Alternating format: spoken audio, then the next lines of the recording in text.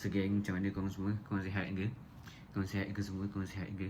So geng, hari ni di pagi ni Pablo sangat-sangat lapar. Dan Pablo ingat Pablo nak buat telur goreng makan dengan roti. Lepas tu Pablo nak tunjuklah cara-cara menggoreng telur. Takut korang tak tahu kan macam mana nak goreng telur.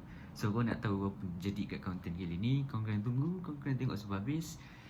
And let's go. Sekarang ni saya dah siap buat telur.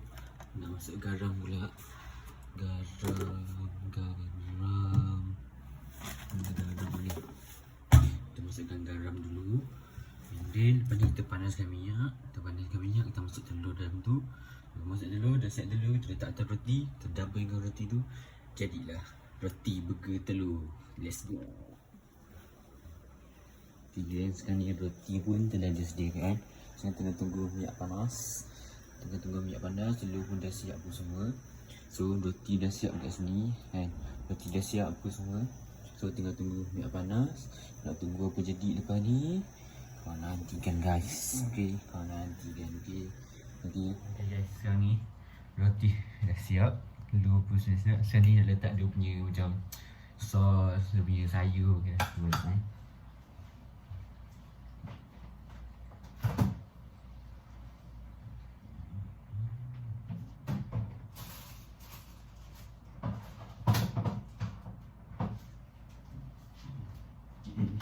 I got the telur sos cili. Sos cili okey.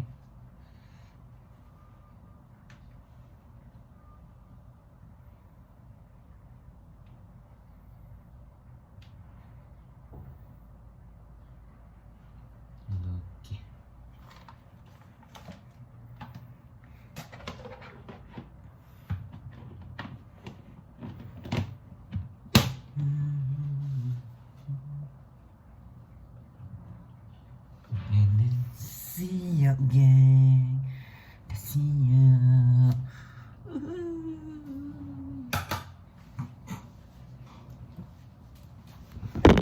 So sampai di sini sajalah konten kita pada hari ini.